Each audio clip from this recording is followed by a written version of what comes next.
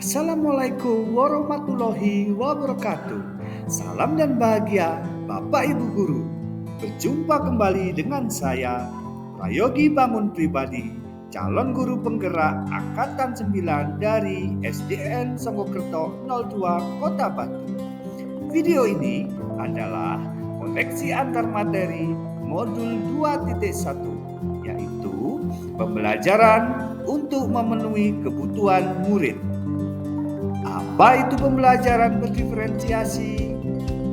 Pembelajaran berdiferensiasi adalah usaha guru dalam menyesuaikan proses pembelajaran di kelas untuk memenuhi kebutuhan belajar individu murid.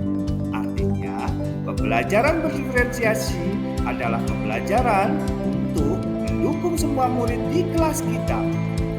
Maksudnya apa ya?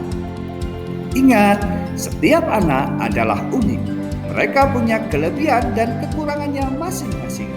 Begitu pula dengan minat gaya belajar, kebiasaan pola pikir, kemampuan literasi, dan lain-lain.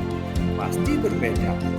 Nah, disinilah diperlukan usaha guru untuk dapat memenuhi kebutuhan belajar murid yang berbeda-beda agar mereka merasa nyaman saat belajar di kelas dan tentunya tujuan pembelajaran dapat tercapai.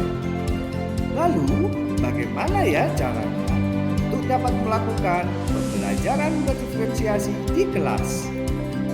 Agar dapat melakukan pembelajaran berdiferensiasi di kelas, guru harus memahami tujuan pembelajaran, mengetahui dan merespon kebutuhan belajar murid, menciptakan lingkungan belajar yang mengundang murid untuk belajar, melakukan manajemen kelas yang efektif, dan lakukan penilaian berkelanjutan.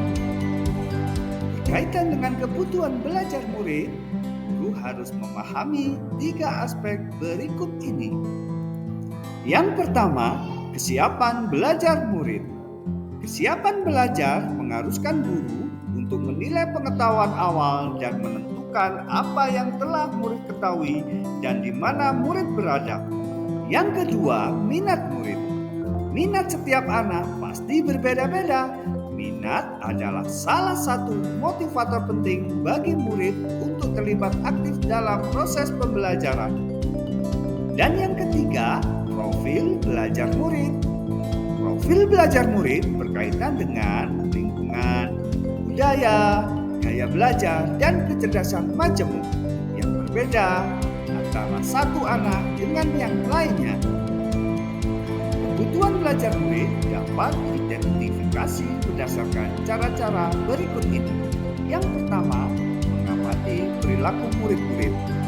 Kemudian, mengidentifikasi pengetahuan awal, mereview, dan melakukan refleksi setiap pembelajaran terhadap praktik pengajaran.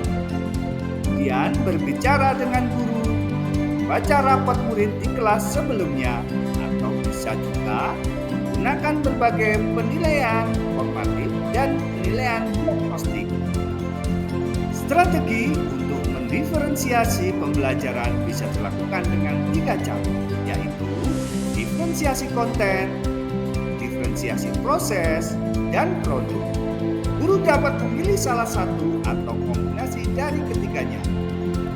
Diferensiasi konten berkaitan dengan apa yang kita ajarkan, seperti materi konsep atau keterampilan yang perlu dipelajari. Berdasarkan kurikulum, mendiferensiasikan konten bisa dilakukan dengan membedakan pengorganisasian atau format penyampaiannya, bukan mengubah atau menurunkan standar kurikulum ya. Dan diferensiasi produk berupa bukti yang menunjukkan apa yang murid telah pahami dengan cara membedakan atau memodifikasi produk sebagai hasil belajar murid, hasil latihan, penerapan, dan pengembangan apa yang telah dipelajari.